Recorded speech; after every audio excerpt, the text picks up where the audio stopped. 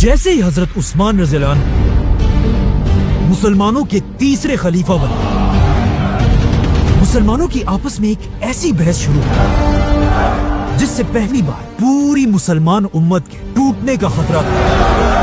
क्योंकि ये बहस किसी और बात पर नहीं बल्कि दुनिया की सबसे बड़ी किताब पर थी, कुरान।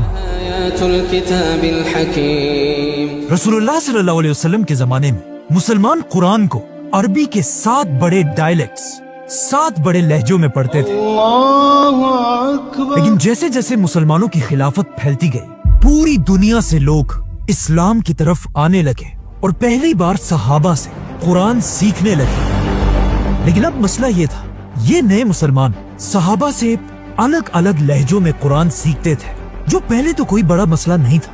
लेकिन आहिस्ता आहिस्ता कुछ नए लोग अपने लहजे को सही कहने लगे और दूसरों के लहजों को गलत, और हालात इतने खराब हुए कि कुछ मुसलमान कुरान के इन लहजों की वजह से एक दूसरे को काफिर कहने लगे। इसी तरह ये बहसें बढ़ती गई और तीसरे खलीफा हजरत उस्मान के दौर में अपनी पीक पर पहुंचे।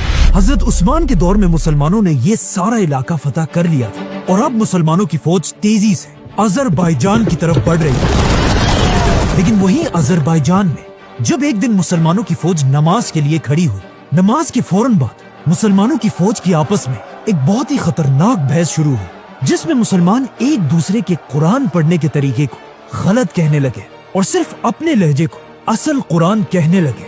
आखिर ये बहस इतनी बढ़ गई कि ऐसा लगने लगा कि अब मुसलमान पहली बार एक दूसरे के खिलाफ ही तलवारें निकालेंगे। लेकिन मुसलमानों की इस फौज में एक बहुत बड़े सहाबी भी मौजूद थे, हुज़ैफा बिन यमान रज़ियल्लाहु अन्हु। जब उन्होंने मुसलमानों को इस तरह लड़ते हुए देखा, वो इस बात से डरने लगे कि कहीं आगे जाकर मुसलमान फिरकों में न बढ़ जाए, तो वो इस जंग को छोड़कर तेजी से वापस मदीना में खलीफा उस्मान रज़ियल्लाहु अन्हु की तरफ रवाना हुए। और मदीना पहुंचते ही अपने घर जाने के बजाय वो सीधा हजरत उस्मान के पास पहुंचे और उनसे कहा, या अमीरुल मोमिनीन, इससे पहले कि मुसलमान भी यहूदियों और क्रिश्चियंस की तरह डिवाइड हो जाए, आप इस उम्मत को टूटने से बचा लें। लेकिन ये कोई पहली दफा नहीं था कि आसमानी किताबों पर बहस हुई हो, इससे पहले भी ऐसा हो चुका था। दुनिया में 4 बड़ी आसमानी किताबें हैं, तौरात, जबूर, इंजील और कुरान। पहली किताब तौरात एक बहुत बड़े पैगंबर मूसा अलैहिस्सलाम पर नाज़िल हुई।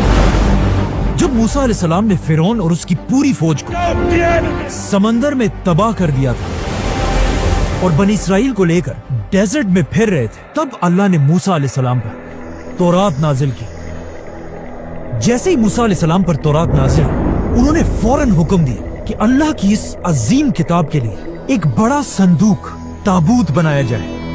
इस ताबूत में तौरात के साथ साथ कुछ और भी होली चीजें रखी गई, जैसे कि हारून अलैहिस्सलाम की छड़ी, द 10 कमांडमेंट्स और मनो सलवा का एक बर्तन। ये ताबूत बनी इसराइल के लिए इतना होली था कि वो इसकी अपनी जान से भी ज्यादा हिफाजत करते थे।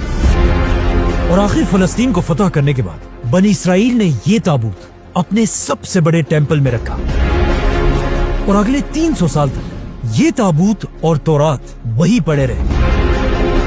लेकिन आखिर 300 साल बाद बनी इसराइल के फलस्तीन पर एक बहुत बड़े कौम ने हमला किया, जिनका सबसे बड़ा वॉरियर था जालूत। जालूत और उसकी फौज बनी इसराइल को तेजी से क्रश करती गई और फलस्तीन तेजी से बनी इसराइल के हाथ से निकलने लगा। और हालात इतने खराब हुए कि बनी इसराइल के उलमा ने फैसला किया कि आज के बाद हर जंग में हम ये ताबूत अपनी फौज के सामने रखेंगे, ताकि इस ताबूत की बरकत से हम जंग जीत जाएं। लेकिन ऐसा नहीं हुआ। जालूत की फौज ने सबसे पहला हमला इसी ताबूत पर किया और मूसा अलैहिस्सलाम के इस ताबूत को छीनकर अपने साथ ले गए, जिसके अंदर अब तक दुनिया की पहली असली तौरात पड़ी हुई थी। आखिर बनी इसराइल का एक बहुत बड़ा बादशाह है, दाऊद अलैहिस्सलाम, जिन्होंने जालूत और उसकी फौज पर हमला किया और उन्हें खत्म कर दिया और मूसा अलैहिस्सलाम के संदूक को दोबारा उसकी असल जगह पर रखा। लेकिन यहाँ एक बहुत बड़ा मसला यह था जब इस संदूक को खोला गया, इसके अंदर मूसा अलैहिस्सलाम की तौरात थी ही नहीं।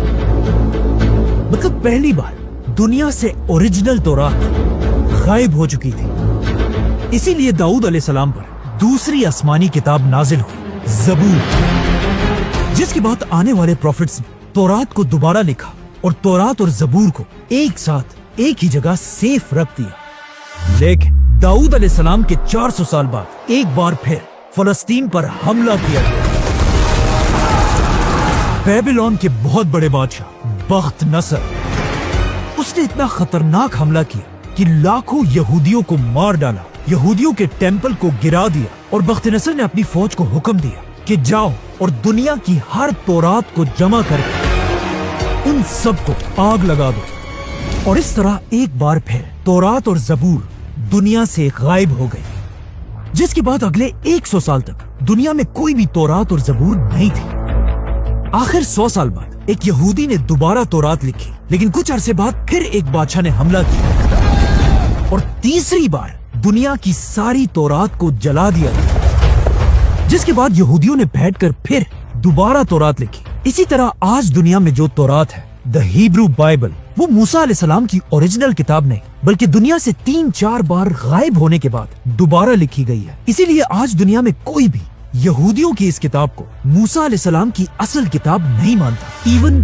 यहूदी भी नहीं। The Bible is literally not true. अब तौरात के बार बार गायब होने और जला दिए जाने की वजह से तौरात इतनी बिगड़ चुकी थी कि अब दुनिया में अल्लाह की कोई भी आसमानी किताब अपनी असल शक्ल में मौजूद नहीं थी।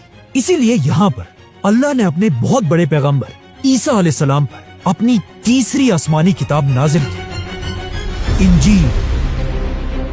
लेकिन इंजील को भी बिल्कुल कुरान की तरह पहले दिनों में एक किताब की शक्ल में नहीं लिखा गया और ईसा अलैहिस्सलाम के दुनिया से जाने के बाद उनके फॉलोअर्स ज़बानी एक दूसरे को इंजील सिखाने लगे और आखिर ईसा अलैहिस्सलाम के 100 साल बाद एक आदमी ने दुनिया की पहली बाइबल लिखी और उसे सही इंजील कहने लगा।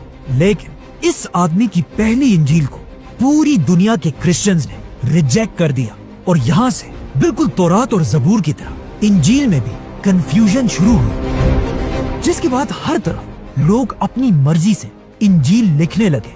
और आखिर ईसा अलैहिस्सलाम के 300 साल बाद एक ऐसा वक्त भी आया कि दुनिया में हजारों डिफरेंट इंजीलें थी। इसीलिए ईसा अलैहिस्सलाम के 300 साल बाद दुनिया के सारे क्रिश्चियन स्कॉलर्स की एक बहुत बड़ी मीटिंग हुई, जिसमें उन्होंने खुद ही अपनी मर्जी से इन हजारों इंजीलों में से सिर्फ 4 इंजीलों को सेलेक्ट किया और बाकियों को रिजेक्ट कर दिया। इसीलिए आज के जमाने की इंजील बाइबल को ईसा अलैहिस्सलाम की सही इंजील नहीं कहा जा सकता, बल्कि इवन क्रिश्चियंस भी इसे सही इंजील नहीं समझते। तो अब तौरात, ज़बूर और इंजील तीनों आसमानी किताबें जब दुनिया से गायब हो चुकी थी, तो अल्लाह ने दुनिया में अपनी आखिरी किताब नाजिल की, कुरान। Muhammad, read. लेकिन बिल्कुल तौरात, ज़बूर और इंजील की तरह जब मुसलमान हजरत उस्मान के दौर में कुरान पर भी बहस करने लगे, उसी वक्त हुज़ैफा बिन यमान रज़ियल्लाहु अन्हु खलीफा उस्मान के पास पहुंचे और उनसे कहा, या अमीरुल मोमिनीन, इससे पहले कि मुसलमान भी बिल्कुल यहूदियों और क्रिश्चियंस की तरह अल्लाह की किताब पर इख्तिलाफ में पड़ जाए, आप इस उम्मत को बचा लें। लेकिन खलीफा उस्मान रज़ियल्लाहु अन्हु को इस मसले का पहले से ही पता था, क्योंकि इससे कुछ ही दिन पहले एक दिन मदीना में 2 बच्चे एक दूसरे को कुरान सुना रहे थे। इन दोनों बच्चों का कुरान था तो एक ही, लेकिन इनके कुरान का लहजा एक दूसरे से डिफरेंट था, जिसकी वजह से ये दोनों बच्चे आपस में लड़ने लगे। जब उनके टीचर्स को इसका पता चला, इन बच्चों के टीचर्स भी कुरान के लहजों पर लड़ने लगे। आहिस्ता आहिस्ता ये लड़ाई इतनी फैल गई कि ये मसला सीधा खलीफा उस्मान तक पहुंचा। तो अब जब मदीना से लेकर खिलाफत के बॉर्डर्स तक लोग कुरान के लहजों पर बहस करने लगे थे, तब हजरत उस्मान ने अपनी जिंदगी का सबसे बड़ा फैसला किया और मदीना के सारे बड़े सहाबा को मस्जिद नबवी में जमा किया और फिर रसूलुल्लाह सल्लल्लाहु अलैहि वसल्लम के मिंबर पर खड़े होकर कहा कि वक्त आ चुका है, पूरी दुनिया के मुसलमानों को कुरान के एक ही लहजे पर यूनाइट किया जाए। जिसमें कुछ सहाबा हजरत उस्मान के इस फैसले से खुश नहीं थे, लेकिन ज्यादातर सहाबा ने हजरत उस्मान के इस फैसले को सपोर्ट किया, जिनमें सबसे बड़े सहाबी थे फ्यूचर खलीफा हजरत अली रज़ियल्लाहु अन्हु। हजरत उस्मान रज़ियल्लाहु अन्हु ने एक लहजे का कुरान बनाने के लिए 8 लोगों की कमेटी बनाई और इस कमेटी का हेड उन्होंने ज़ैद बिन साबित रज़ियल्लाहु अन्हु को बनाया, क्योंकि ज़ैद बिन साबित कोई आम सहाबी नहीं, वो रसूलुल्लाह सल्लल्लाहु अलैहि वसल्लम के जमाने से कुरान की आयत लिखा करते थे। और हजरत अबू बकर रज़ियल्लाहु अन्हु के जमाने में ज़ैद बिन साबित रज़ियल्लाहु अन्हु ने पहली बार कुरान को किताब की शक्ल में लिखवाया था।